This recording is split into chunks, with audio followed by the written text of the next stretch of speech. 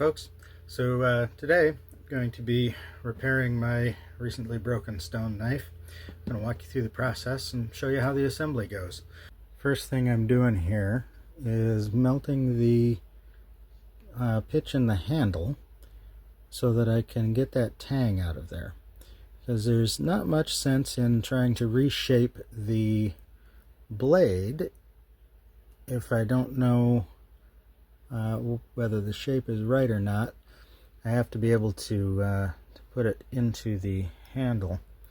Now, this process is going to be a little bit slow going because the way the tang is pressure fit in there, I've got to get as much pitch off as I can without cooking or charring the antler, and then I got to try and pry it out of there. It's going to be very helpful to actually heat the stone itself up a little bit, because the glue, this pitch that's in here, goes all the way down into about here in the handle. I've got this hollowed out with a stone drill and chisel, so I can fit quite a length of tang in there. And what that unfortunately means for this kind of a break is that it can be a little bit of a challenge to get out of there. I might actually have to work out a pair of tongs to see if I can sort of extract it, but we'll keep working at it, and we'll see how long it takes. Once I get this out, then of course it'll be quick work to clean the glue, the pitch glue off of the blade, and we'll reshape that, and it'll come back together pretty quick after that. Been working this out for a few minutes now. I think, there we go. We got it. Now you can see here. What I've had to do is just keep heating up the glue and keeping the stone hot and sort of work it out. Now the pitch that was in here is still pretty good inside the handle. The pitch on the outside is pretty worn, so a little shard of stone there. So what I'm going to do when I reshape the blade, I'll keep the pitch in the handle, and then we'll put a fresh layer on the outside. Now what I'm going to do with the old stuff here, this kind of brittle stuff, is it'll still melt and hold together. It's just not great for glue. What we'll do is melt this down and make a sort of a pitch stick out of it, like I would for a glue stick, and we'll put this in with our friction fire kit. Now this won't start fire from an ember, but if you get open flame on it, it'll burn like a torch. And while that's good for light for a short period, it's actually really good as a fire starter, as a flame extender, because even if it gets wet, it'll still catch fire as long as you can get an open flame on it. It's sort of like super refined fat wood, so this is still going to have some use for us, even though it's kind of worn out as glue. To reshape this, we're going to be using a couple of antler tines and a protective pad, in this case made out of moose hide because it's nice and thick. So just down here. Now initially what I want to do is push flakes in from the side and try to narrow out this end. Now I'm not going to be pushing them by hand like this. I'm actually going to brace the point against my leg and the pressure flaker against my core and kind of do a sit-up into it.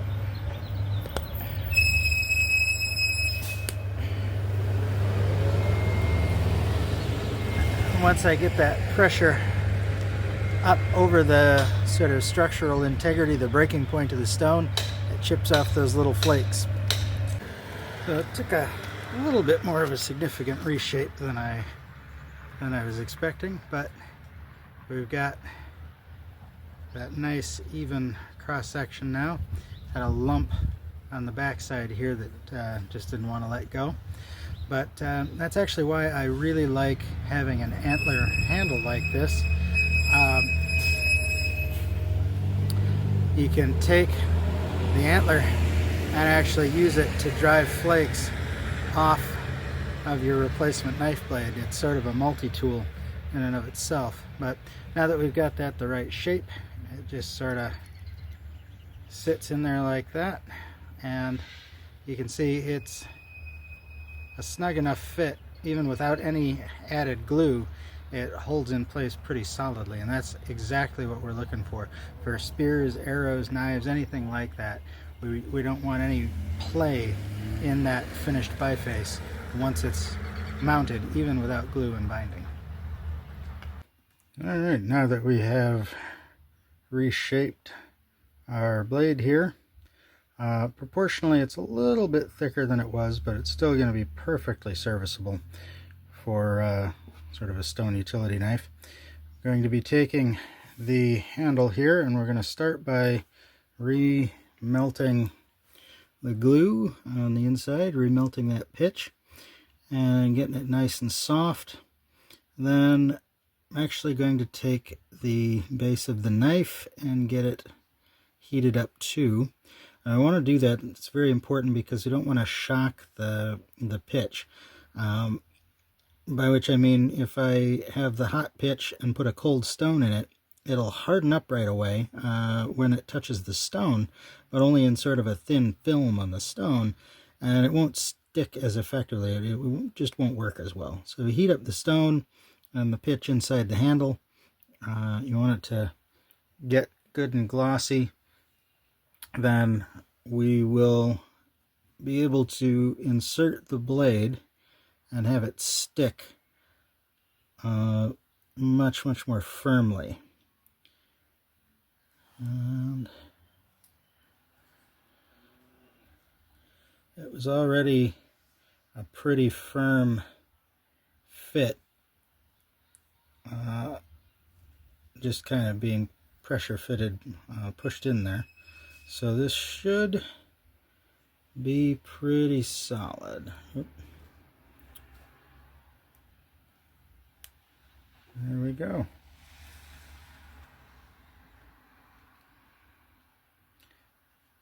Now you can see the shoulders on the point here. Those are just kind of going to be reference points for right now. I've actually dulled the edge right up to that. This is still functionally sharp. These are not, so that just makes it a little easier to handle, a little kind of safer to put together. So for this stage, it's actually very much like the Neanderthal knife build that I posted a couple weeks ago. I'm going to be melting the pitch on the glue stick here a little bit at a time and putting it onto the joint, and really in this case working it in as tightly as I can get it into the space here to really support and stabilize it. Now I want to take get my fingers wet and just lick them a little bit. That will prevent the hot pitch from sticking to my fingers. You definitely want to make sure that you don't get hot melted pine resin stuck to yourself. It will burn you, and then it will peel off the skin that it burned when you try to get it off of you. So avoid that as much as you can. Now as it starts to cool, of course, it gets a little less tacky, so you can kind of manipulate it like putty. So I want to reheat it, re-wet my thumb, and just carefully work it back there. Once it starts sticking to me a little bit, I re-wet my finger and push that in. And what this is doing here, this is really more of a structural support than adhesive in this application. This is just keeping the knife blade from wiggling around. The glue inside the hollowed out space in the antler along the tang on all those flake scars and the edges on the base of the blade here is what is going to actually hold this in place. As long as that doesn't wiggle or get smacked around too much, it really stays in place very well, which is why kind of packing the extra pitch around the edge there, or around the seam, around the joint, works so well. Now this pitch does have a little bit of plant fiber mixed into it, so it's got some structural stability, but in this style of blade, a laurel leaf biface and an antler handle, I'm really not binding anything. It's just mechanical friction, right? It's just a tight fit and a little bit of extra grip from the pine resin. It's not anything complicated. All right, now get this. You can see we got a little bit more than I need for this spot. That's good. So it starts to stick, my fingers kind of reshape it, and I'm actually gonna run this along the side here and kind of press that in and just keep it wrapping around. It doesn't take a whole lot, and you can get your knife glued in place pretty solidly. Now, since we've got that going there, we're going to just add a little bit more pitch and seal that off. And there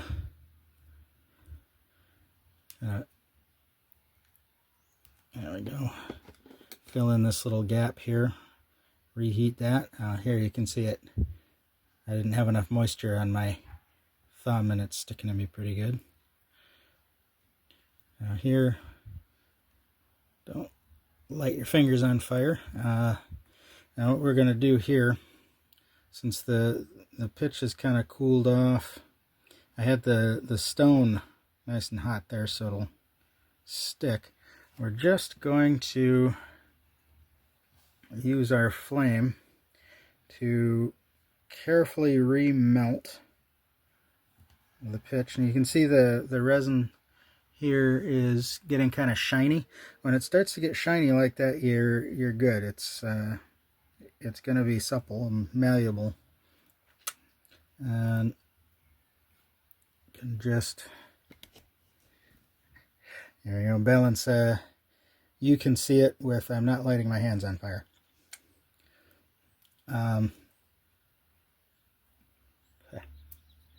Got some pine sap in my teeth there. Hazard of the process, you may get pine resin glue stuck to your teeth.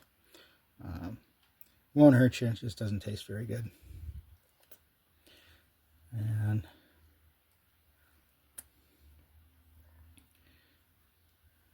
there we go. Just about got this done.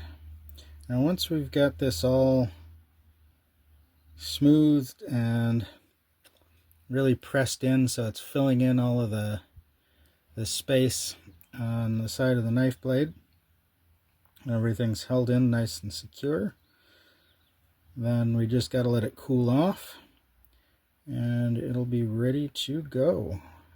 Shouldn't actually take that long to cool off either. Usually 5-10 minutes is plenty, because you don't want it super hot. You know, if you're getting enough heat that your pine sap is catching fire and your pitch is actually boiling and burning up, then you're using way too much heat.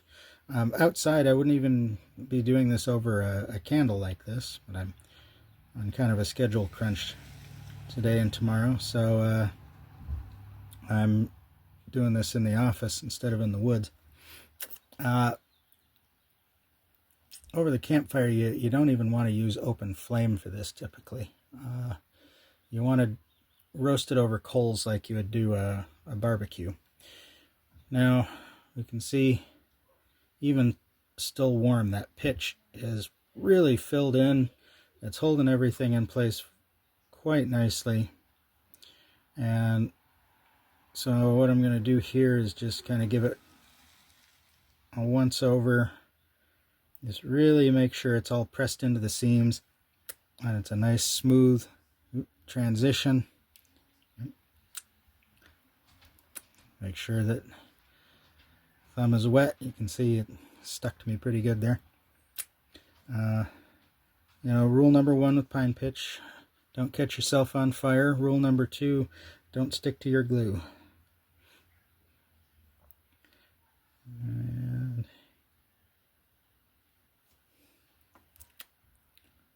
there we go. Now, I'm going to have a whole lot of fingerprints in this once it's done